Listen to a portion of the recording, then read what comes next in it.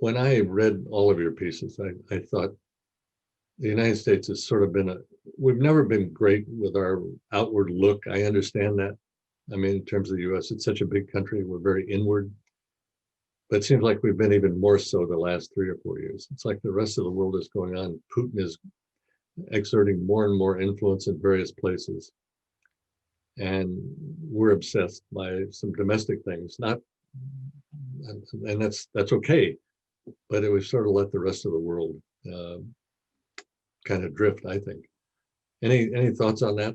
Or is it just, I mean, all of you have been in various forms of international reporting for a while, so maybe it's no different than it ever was, but it seems to me the last few years, our inwardness has gotten even more pronounced.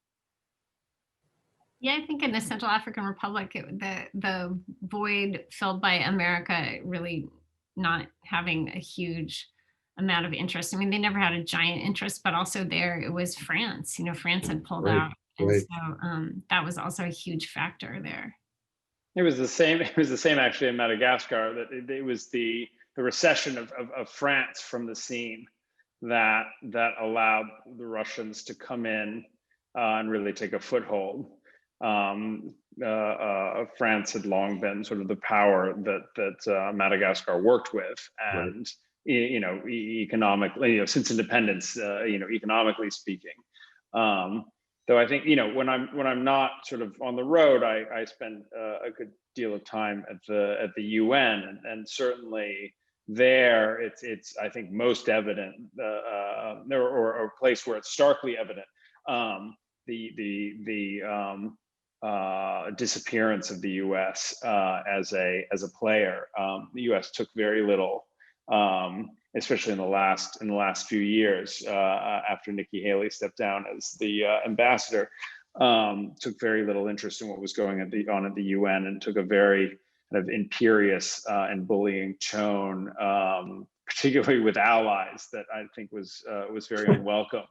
And I think you know, that allowed for not just Russia, which is you know, is a permanent member of the Security Council, but also and more visibly China to come in and start taking over positions within the United Nations system that were previously dominated by the U.S. In Libya, it's a similar story with a sort of middle step. After engaging in the uprising in 2011, the U.S. really pulled back, and then for a while did nothing as several American allies fought with each other in a proxy war there. For a while, Egypt, the UAE, Qatar, and Turkey were fighting among themselves. And then in 2019, it was Russia that stepped in to kind of play the kingmaker role.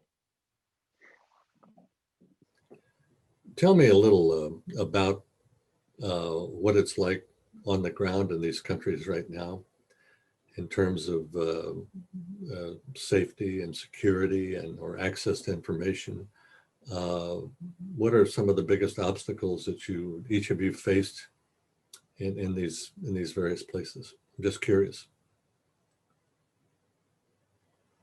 I think Dionne and David probably face the most serious obstacles. So I'll just say, you know, for my part, you know, it was pretty smooth for me in all the countries that I worked in.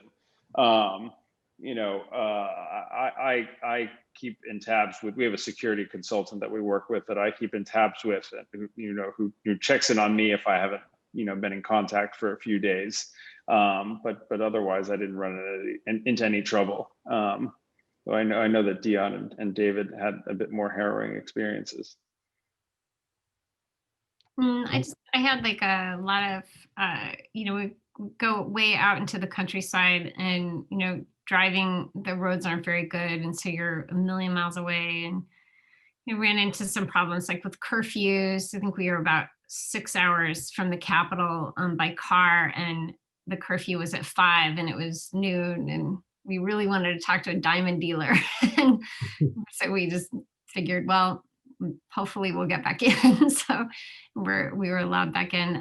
But a lot of the countryside is controlled by various rebel groups. And so you have to go through checkpoints. And with every checkpoint, you know, you drive past, you kind of just hold your breath and hope that nothing bad will happen. And we were lucky in that way. Nothing happened there, but you know, it just I didn't want to be. I think that one of the most scary experiences we with a photographer and I went to a May Day parade, and we just thought like, oh, it's just like a parade, you know, like a local parade. It'll be weird with the military or whatever. And in fact, it was all the warlords who were now members of the government were there. So there was an array of shady figures. And then also the Russian mercenaries were standing guard over the president. And so it was just like a million of these Russian mercenaries and some French troops and some other people. And, you know, we were very, very, very much on display. And it was like, oh, well, if they didn't know we're here,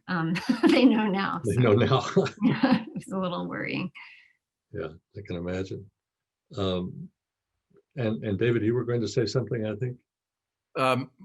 No, but I can. I mean, the thing about Libya is it's fundamentally lawless, and in Tripoli was control of that territory is really been captured by a kind of loose alliance of local militias, which are themselves quasi-criminal. So they're all kind of running security rackets, selling security, including to the government and extorting the government and profiting off of the central bank. And those are the good guys in that part of town. And they're fighting against a General Haftar backed by the Russians. So you've got the Emirati drones, or in the air, the Russian snipers on the ground. And then the people you're embedded with, so to speak, are themselves a little dicey. So it's not a place to hang around.